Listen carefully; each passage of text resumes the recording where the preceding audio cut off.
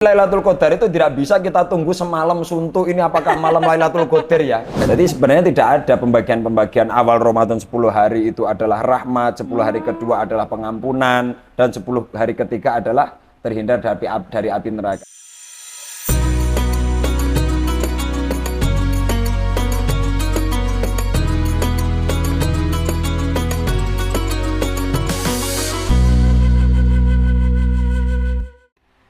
Assalamualaikum people, berjumpa lagi di Opini, obrolan publik, inspiratif dan terkini spesial Ramadan.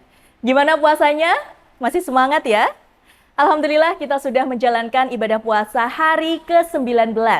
Artinya, besok malam kita akan memasuki 10 malam terakhir di bulan Ramadan. Di mana di dalamnya insya Allah akan ada malam Lailatul Qadar, malam yang lebih baik dari 1000 bulan. Nah, people, pada opini segmen ini bersama saya Ima Alsa, kita akan mengulik lebih dalam lagi makna Lailatul Qadar dan bagaimana kita mempersiapkan diri untuk menjemput malam keberkahan ini. Dan saya tidak sendirian nih people, karena sudah bersama dengan kami Gus Nurul Huda. Selamat sore Gus. Selamat sore. Aman ya Gus puasanya? Alhamdulillah aman. Baik Gus, seperti tema kita hari ini, kita akan membahas tentang malam Lailatul Qadar. Tapi sebelum memasuki itu, ada sedikit pertanyaan ya Gus dari para masyarakat ini. Jadi menurut kajian-kajian Islam, puasa ini dibagi menjadi 3 bagian Gus. 10 malam pertama, 10 malam kedua, dan 10 malam ketiga. Nah itu pembagiannya seperti apa Gus penjelasannya? Jadi gini ya, sebenarnya tidak ada pembagian-pembagian dalam berpuasa. Gitu. Jadi banyak sekali orang-orang yang menggunakan dalil-dalil tentang puasa Ramadan itu awalnya adalah rahmat kan gitu, tengahnya adalah pengampunan, akhirnya adalah idqum minan nar atau terhindar dari api neraka. Itu kan sebenarnya hadis itu hadis dhaif. Bahkan ada seorang yang mengatakan dhaif jiddan, sangat tidak sahih kan gitu, dhaif jiddan. Jadi tapi boleh kita menggunakan kalam-kalam kebaikan dalam rangka untuk memberikan motivasi kepada para umatnya, para jamaahnya kan gitu. Jadi sebenarnya tidak ada pembagian-pembagian awal Ramadan 10 hari itu adalah rahmat, 10 hari kedua adalah pengampunan, dan 10 hari ketiga adalah terhindar dari api neraka. Karena apa? Ramadan itu kan hanya akan diperoleh oleh orang-orang yang betul-betul menjalankan. Kan gitu. Maka meskipun contoh-contoh kan banyak kan orang dia ikut bulan Ramadan, tapi tidak ikut memakmurkan Ramadan. Apakah lantas dia akan mendapatkan rahmat? Kan tidak, kan gitu. Kan gitu. Jadi memang tidak bisa dibenarkan juga ya Gus? Tidak bisa dibenarkan. Itu. Oke, tapi mungkin bisa untuk memotivasi. Memotivasi saja. Maka ini peringatan untuk para dai-dai. Jadi tidak boleh dengan mudah mengatakan qala Rasulullah sallallahu alaihi wasallam padahal ini dhaif. Kan padahal. gitu. Tapi kalau ada qaul atau gitu, jadi ada qaul yang mengatakan kan gitu. Jadi Ramadan itu awaluhu rahmah wa ausatuhu maghfirah, itu qaul saja. Jangan dikatakan qala Rasulullah sallallahu alaihi wasallam, kan pede banget padahal itu dhaif. Kan gitu. Jadi hanya untuk penyemangat saja nggak apa-apa. Oke, gitu. Baru tahu juga ya ini ya Gus. Kemudian kita sekarang akan memasuki 10 hari terakhir di bulan Ramadan ya Gus, dan insya Allah akan ada malam Lailatul Qadar di dalamnya. Nah Gus, makna Lailatul Qadar dan mengapa malam ini begitu istimewa? Maknanya adalah malam pengampunan. Karena apa? Keistimewaannya malam ini seperti halnya malamnya 1000 bulan. Lailatul Qadri khairum min alfi syahr. Lailatul Qadar itu lebih baik ketimbang 1000 bulan. Artinya apa? Orang yang mampu mendapatkan Lailatul Qadar adalah orang yang mampu menjalankan syariat puasa dengan baik. Jadi Lailatul Qadar itu tidak bisa kita tunggu semalam suntuk ini apakah malam Lailatul Qadar ya, kan gitu. Memang waktunya malam, kan gitu. Maka ulama dalam hal ini berbeda-beda pendapat. Ada yang mengatakan Lailatul Qadar itu mulai tanggal 17. Karena banyak dari kalangan ulama juga mengatakan bahwasanya turunnya Al-Quran berbarengan dengan Lailatul Qadar adalah 17 Ramadan. Ada juga yang mengatakan mulai tanggal ganjil setelah tanggal 20. 21, 22, 23, 24, 21, 23, 25, 27 lah. Kan gitu lah. Sebenarnya inti dari Lailatul Qadar, keberkahan malam 1000 bulan ini adalah akan didapatkan bagi orang-orang yang memang menjalankan ritual Ramadan ini secara kafah, secara sempurna. Kan gitu. Jadi tidak mohon maaf ini ya. Bagi orang-orang yang mungkin pemahamannya belum luas gitu. Mendengar kata-kata Ramadan itu pahalanya lebih utama tinimbang 1000 bulan kan gitu. Akhirnya dia dari tanggal 1 sampai 20 Ramadan dia nggak mau puasa, nggak mau sholat, nggak mau tadarus Al-Quran. Tapi dia hanya khusyuk di dalam malam-malam ganjilnya bulan Ramadan dengan harapan mendapatkan keberkahan seperti halnya berkahnya 1000 bulan. Nggak bisa seperti itu. Salah penafsiran Salah nanti ya Gus. penafsiran, ya. Iya kan? Artinya kebaikan itu hanya akan condong kepada orang-orang baik kan seperti itu. Jadi bisa dikatakan bahwa Allah ini memang merahasiakan malam Lailatul Qadar ya Gus? Merahasiakan. Oke. Ada 3 hal Mbak yang Gimana, dirahasiakan oleh Allah itu. Apa itu Gus? 1, dosa. Yang kedua, pahala. Yang ketiga adalah para ulamanya Allah, para walinya Allah. Itu betul-betul dirahasiakan. Kan? Apa alasannya? Mengapa dosa dirahasiakan? Karena kalau dosa sampai terlihat, sekali dosa, ini baunya kayak bau satu bangkai tikus. 2 kali dosa berarti 2 kali bangkai ini. Begitu semakin banyak dosa, kita semua ini udah nggak berani berinteraksi dengan yang lain. Karena kita bau bangkai semua ini, karena dosa kita banyak. Maka dosa itu betul-betul dirahasiakan oleh Allah. Kan banyak kan orang dengan pakaian yang keren, tapi ternyata banyak dosa. Dengan titel yang tinggi tapi ternyata banyak dosa. Orang dengan pakaian yang sederhana tapi ternyata bersih hatinya. Orang dengan pangkat yang rendah tapi bersih hatinya kan banyak seperti itu. Maka dosa itu betul-betul rahasiakan. Yang kedua adalah pahala. Mengapa? Kalau pahala diperlihatkan, tidak ada orang yang berbuat dosa. Pasti semua akan berlari-lari mencari pahala. Yang ketiga adalah walinya Allah. Kan gitu. Termasuk wali-walinya Allah itu siapa orang yang betul-betul takwa kepada Allah. Itu kan tidak bisa kita lihat secara kasat mata. Contoh ini bulan Ramadan nih. Ayo. Kita tanya, apakah dengan bersaur itu sudah menjamin orang itu pasti berpuasa? Belum tentu ya. Belum tentu. Bro. Iya enggak? Sahur melu sahur bare esuke mokel enak gak? Jadi artinya sahur itu enggak jaminan tidak dia berpuasa. Kan gitu. Benar. Coba, terus tanda-tanda orang berpuasa, bau mulut. Ayo, bau mulut itu jaminan puasa enggak? Enggak juga. Enggak juga. Enggak gosok gigi 2 hari bau banget ada. Kan gitu kan? Nah, artinya kan kayak gitulah. Ini kan jadi pahala-pahala itu juga akan tidak dinampakkan. Tidak dinampakkan ya Gus. Begitu pula di Ramadan ini ya Gus. Di Ramadan ini sama. Nah, selanjutnya apakah ada tanda-tanda khusus Gus untuk malam Lailatul Qadar Kalau ini? sesuai hadis, tanda-tanda khusus adalah biasanya malam itu dengan malam yang hening, malam yang tenang kan gitu. Matahari muncul di pagi hari, muncul di pagi hari dengan keadaan sejuk, lebih smooth dan seperti. Jadi keadaannya tenang Lailatul Qadar itu. Itu tanda-tandanya seperti itu.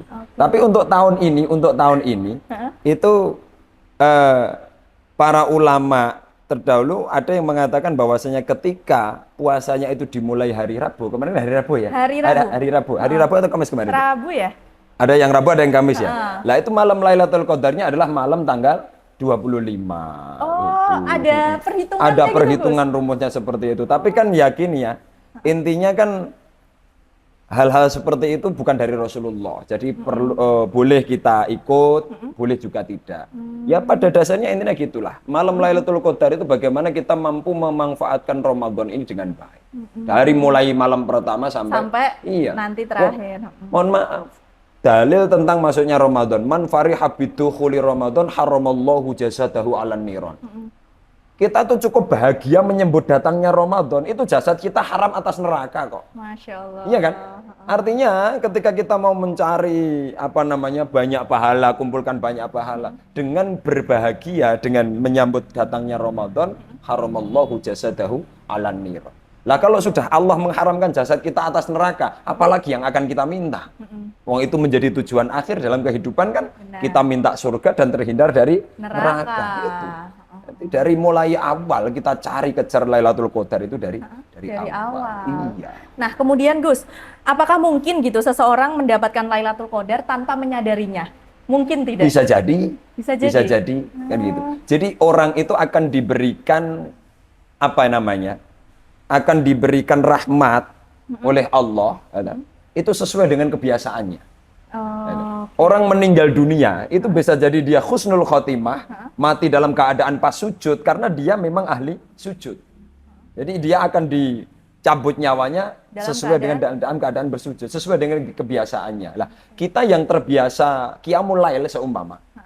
Bisa jadi kita tidak mengharap malam ini Lailatul Qadar, tapi ternyata hari itu kita sedang bermunajat. Ya bisa saja itu adalah Lailatul Qadarnya tanpa dia sadari. Kan gitu. Maka gini, saya tuh sering katakan gini, Mbak. Memang kita sebagai manusia itu punya hak untuk meminta. Ya, dalam hadis qudsi Allah mengatakan ud'uni astajib lakum. Mintalah, pasti akan kuberi kata Allah. Kan gitu. Tapi hak kita kan sekedar meminta. Benar. Iya kan?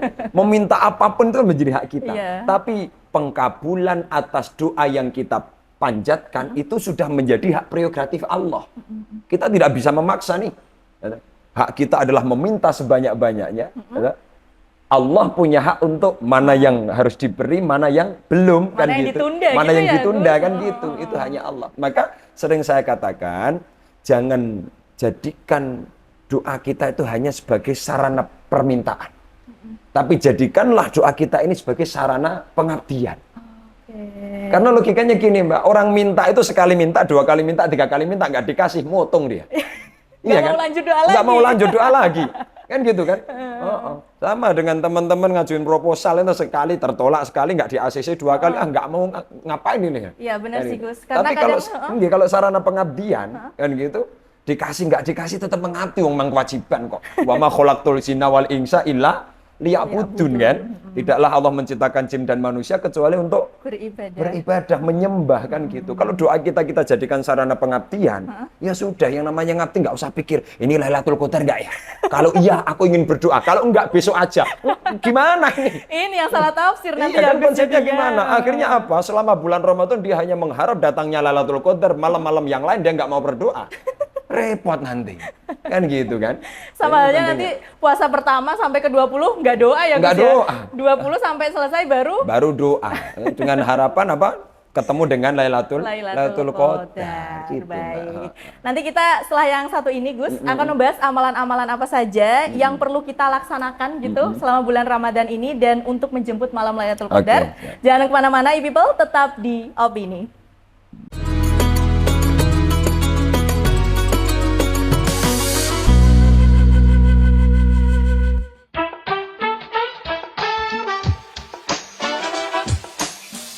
Isana itu artinya doa, sebuah doa yang kepanjangannya adalah insya Allah barokah dan amanah.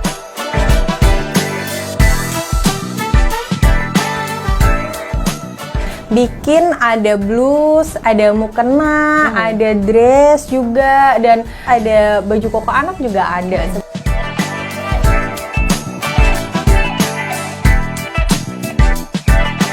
Jadi tuh mukenanya gini kan, kalau misalnya mau dipakai di kepala gini, tinggal disesuaiin aja. Nah, seperti ini. Ukurannya lebih gampang di-adjust ya. Betul, bisa di-adjust sesuai keinginan kita. Kalau misalnya enggak di kepala, bisa kita taruh di bawah seperti ini. Oh iya. Kan kita udah pakai jilbab. Nah, begini. Gitu, Masya Allah. Iya, ini bahan satin silk.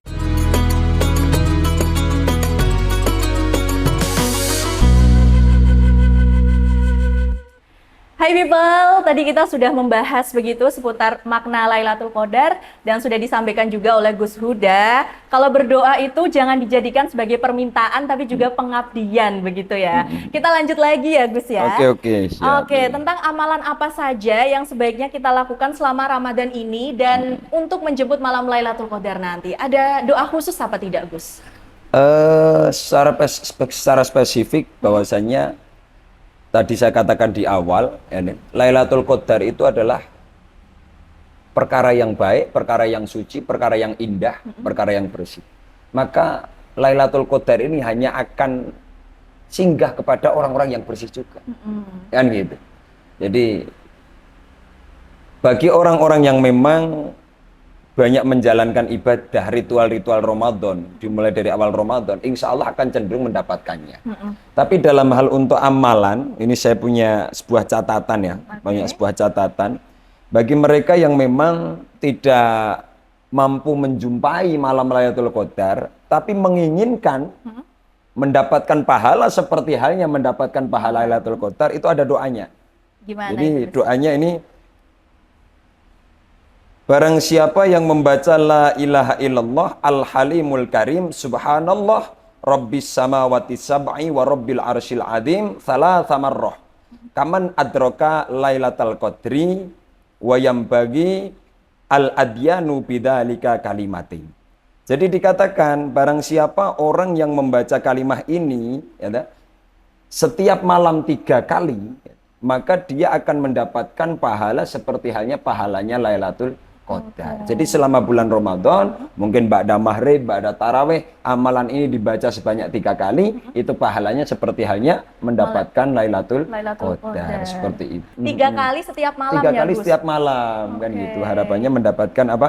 Mendapatkan pahala seperti pahalanya Lailatul Qadar, kan gitu. Nah, kemudian Gus, untuk para wanita, biasanya kan kita ada siklus haid menstruasi setiap bulan ya, dan tidak memungkiri di Ramadan ini juga pasti ada yang pasti haid ya kalau untuk wanita.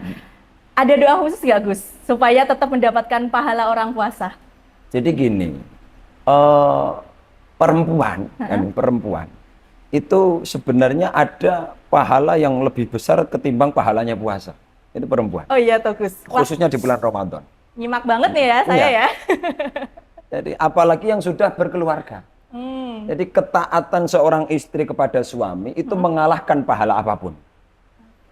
Kan gitu kan? Jadi itu salah satunya yang bisa dilakukan oleh seorang perempuan. Akan tetapi bagi wanita-wanita yang memang masih hidup dalam kesendirian, masih jomblo dan lain sebagainya. Iya. Bagaimana dia akan mendapatkan memperoleh pahala bulan Ramadan? Maka Ramadan itu ya, 1 kali kebaikan dilipat gandakan 10 sampai 700 kebaikan. 10 sampai 700. Sampai 700 kebaikan. Kita sedekah 1000, ya tergantung nilai keikhlasannya. Bisa saja pahalanya 10, bisa saja 20, sampai kepada 700 kebaikan. Ya, kita menolong 1 orang, tergantung keikhlasan kita. Nah, pokoknya antaranya, ya, pagunya itu mulai 10 kebaikan sampai 700 kebaikan. Tapi kalau untuk puasa Ramadannya, itu Allah sendiri yang akan memberikan balasan pahalanya. Maka dari itu, bersedekah dengan berzikir, bersedekah dengan bertahmid. Jadi perempuan haid itu berzikir boleh enggak? Boleh. Ya, bersedekah boleh enggak? Boleh. Baca tahmid boleh enggak? Boleh. Baca Quran boleh enggak? Enggak boleh. Kan gitu kan? Tapi kalau bacanya niatnya zikir atau karena sedang tahap pembelajaran, boleh. Yang tidak boleh itu niat murni membaca Al-Quran. Apalagi dengan cara memegang mushaf. Itu tidak boleh. Lah contoh gini, sama dengan orang junub. Orang junub tuh nggak boleh baca Quran kan? Kan gitu. Apalagi pegang juga nggak boleh. Atau orang haid nggak boleh baca Quran, apalagi pegang. Lah sekarang tuh sulit kayak gitu. Kadang kita baca undangan gitu, ada Bismillahirrahmanirrahim. Mau dibaca iya, gimana? itu gimana itu, Gus? Mau ke jalan kemana? MMT ya toh? Atau Bismillahirrahmanirrahim ya toh? Terus ayat-ayat tentang Ramadan dan lain sebagainya. Maka dari itu yang diharamkan adalah bagaimana dia memegang mishaf. Nggak boleh, pegang Quran tuh nggak boleh. Orang yang tidak punya wudhu, orang yang dalam hadas besar tidak boleh. Tapi kalau ucapan-ucapan zikir, ucapan tahmid, kebaikan itu harus terus dilakukan. Kan gitu. Jadi dulu ada kisah seperti ini. Kisah sahabat Nabi yang, mohon maaf, miskin ya. Beliau itu iri dengan sahabat yang kaya. Karena sahabat yang kaya ini bisa membantu dakwahnya Rasulullah dengan hartanya. Terus dia berkata, ya Rasulullah, bagaimana saya bisa mendapatkan pahala orang-orang yang membantu dakwahmu dengan hartanya? Sedangkan kami nggak punya harta. Kan gitu. Maka Nabi mengatakan, wa kullu tahmidin shadaqatun, wa kullu tahlilatin shadaqatun, wa kullu takbiratin shadaqatun. Di dalam tahmidmu ada nilai sedekah. Di dalam tahlilmu ada nilai sedekah. Di dalam istighfarmu ada nilai sedekah. Gitu. Artinya apa? Lah, ucapan zikir kita dalam lisan ada nilai sedekah di situ. Termasuk bacaan Al-Fatihah. Ketika kita kirimkan kepada orang, berarti ini ada pahala sedekah. Ini khusus bagi orang yang nggak punya duit. Yang punya duit nggak boleh sedekah pakai Fatihah. Aji mumpung ya, Gus. Aji mumpung. Pak, mohon maaf, ini mau ada pembangunan TPQ. Ya udah saya sedekahi Al-Fatihah. Ya nggak jadi-jadi TPQ-nya nih. Repot nanti. Ya, jadi kalau untuk wanita haid gitu ya Gus, memang tidak memungkiri bisa mendapatkan pahala Ramadan, juga bisa Iya. mendapatkan mungkin bisa memenangkan malam Lailatul Qadar juga ya Gus. Bisa. Loh, saya katakan gini Mbak, Ramadan ini kan makhluk. Oh. Jadi Ramadan ini, ya, kelak di yaumil hisab akan mampu memberikan kesaksiannya di hadapan Allah. Jadi Ramadan ini gini, jadi Ramadan ini bisa memberikan syafaat, juga mampu memberikan azab. Artinya azab itu ketidakbaikan. Kalau kita, ya, kita mampu menghormati Ramadan, maka Ramadan juga akan hormat kepada kita. Ya, ini contoh-contoh pengalaman kami di pesantren kami. Iya. Karena memang yang saya asuh itu anak-anak jalanan yang bahkan sampai saat ini banyak yang tidak menjalankan puasa. Tapi saya ajarkan kepada mereka, meskipun kamu belum mampu menjalankan puasa, tapi minimal kamu ini hormat dengan Ramadannya. Dengan cara apa? Tidak makan di sembarang tempat. Artinya menghormati Ramadan, ya, tidak berkata dengan kata-kata yang Kasar. tidak baik. Itu nggak boleh. Artinya menghormati Ramadan. Bisa jadi Allah itu turunkan maghfirah ke kita karena apa? Karena kita hormat kepada Ramadan meskipun belum mampu menjalankan Ramadan. Kan gitu. Mohon maaf Pak, saya belum bisa ikuti apa kata jenengan, tapi saya tetap hormat kepada jenengan. Lebih baik. Iya kan? Benar-benar. Daripada mohon maaf Pak, saya ikuti kata-kata jenengan, tapi kita berkhianat di belakang.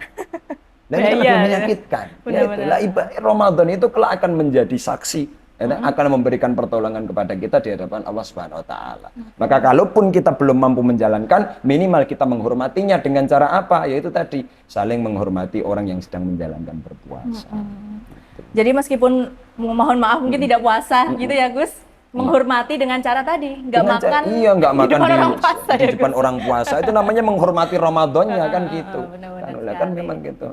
Oke, kemudian nih Gus, bagaimana ya menghidupkan suasana 10 malam terakhir di lingkungan keluarga?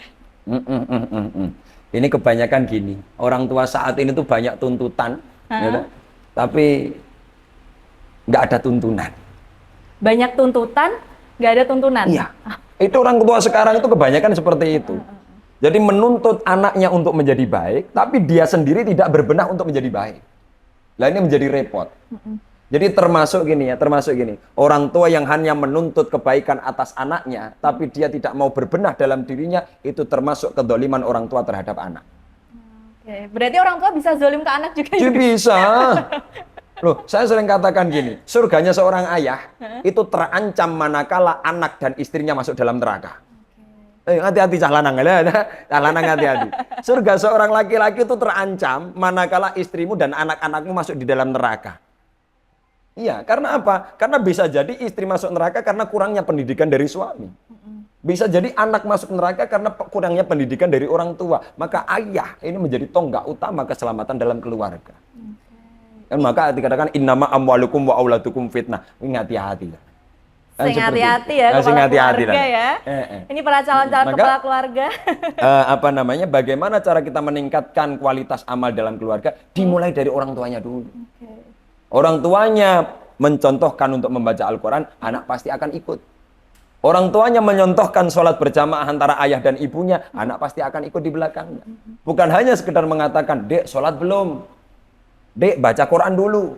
Lah mama ngapain? Mama dulu pernah, udah. Nggak bisa. Dulu, padahal nggak bisa. Loh, Quran itu kan hudal linnas wa bayyinatin minal huda wal furqan. Selagi kita masih punya profesi jadi manusia, masih dalam kondisi manusia, Quranlah satu-satunya petunjuk yang benar.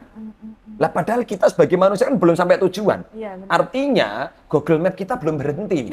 Kalau sampai kita lalai nggak lihat map, ya bisa jadi nyasar kan? Iya. Nah, map itu akan kita letakkan, akan kita tutup setelah kita sampai tujuan. Lah kita sebagai manusia belum sampai tujuan, tapi map kita selalu kita tutup. Bagaimana akan sampai tujuan dengan selamat? Logikanya seperti itu. Nah, kalau orang tua udah memberikan edukasi gitu, udah ngasih, misal anaknya udah dipondokin, udah dikasih pelajaran agama lain sebagainya. Ternyata anaknya tidak sesuai Google Maps nih. Tidak Gus. sih. Nah, Itu gimana? kembali kepada masing-masing di dalam diri manusia.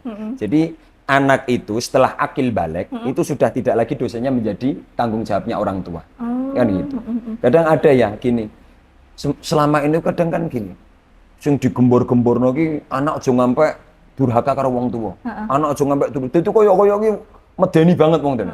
Ya memang betul, bahkan ridhollah biridhal walidain. Tapi ya mohon maaf, orang tua pun nggak boleh semaunya sendiri terhadap anaknya.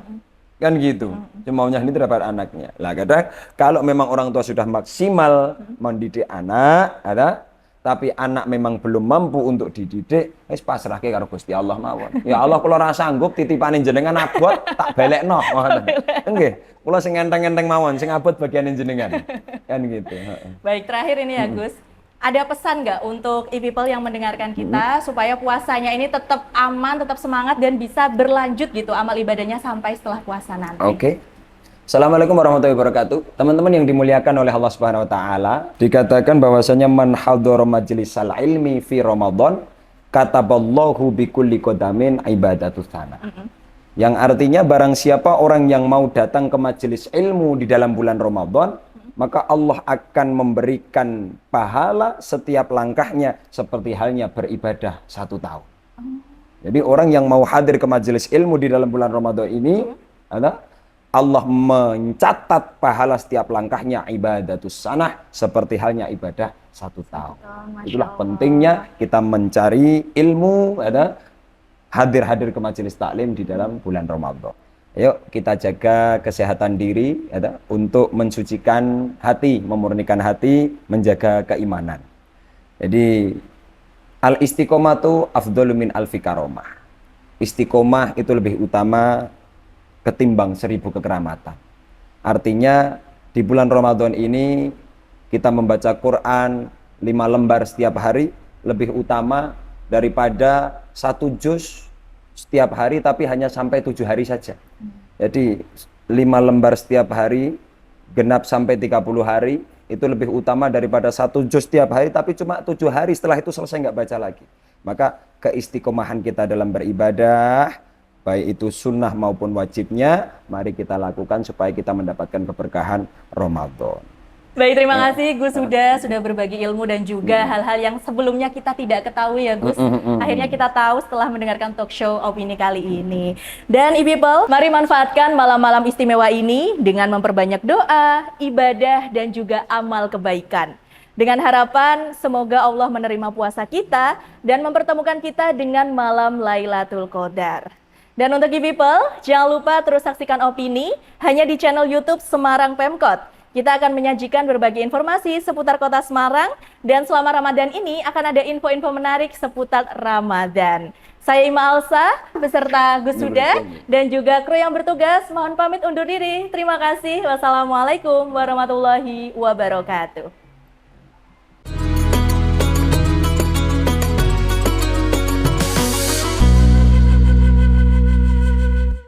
Allahu Akbar, Allahu Akbar.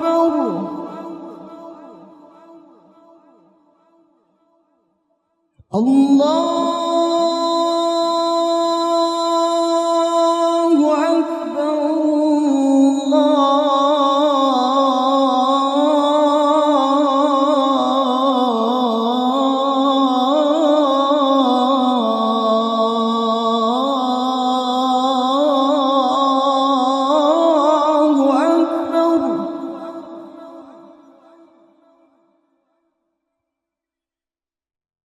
أشهد أن لا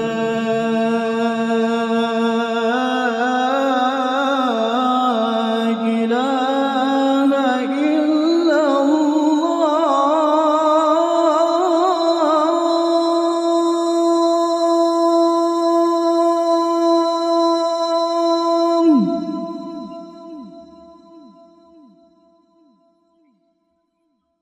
أشهد أن لا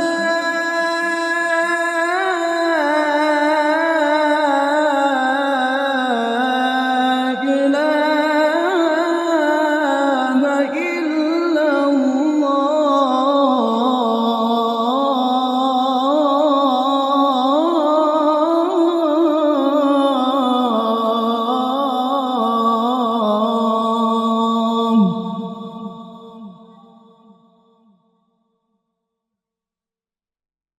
أشهد أن محمد رسول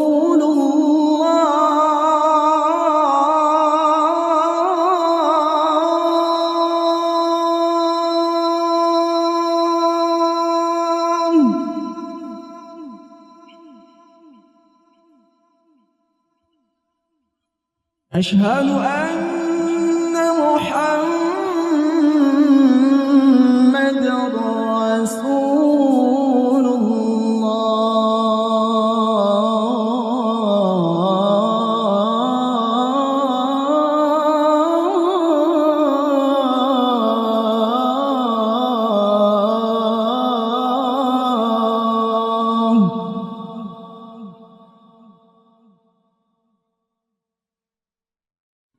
حي على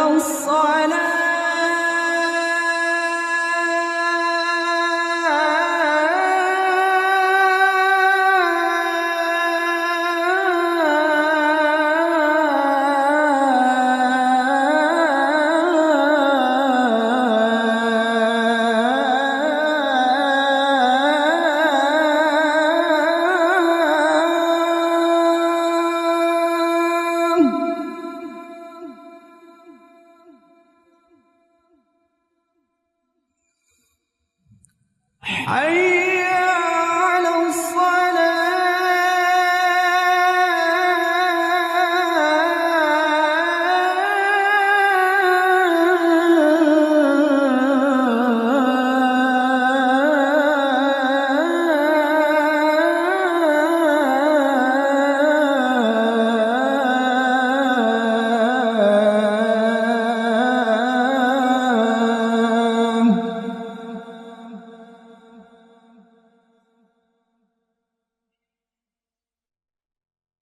حي على الفلاح.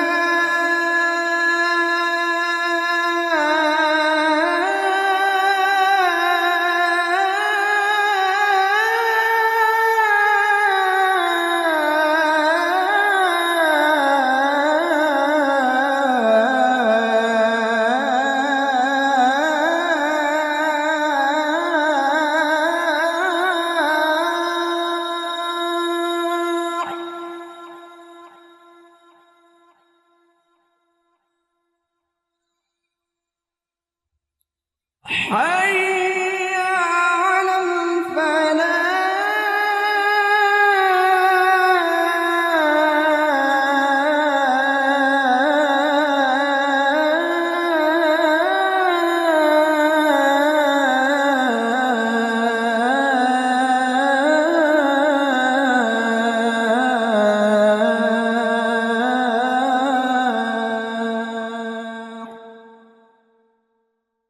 الله أكبر.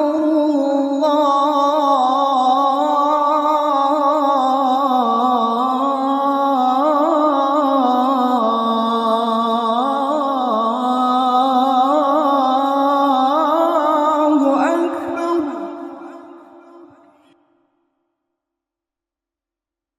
لا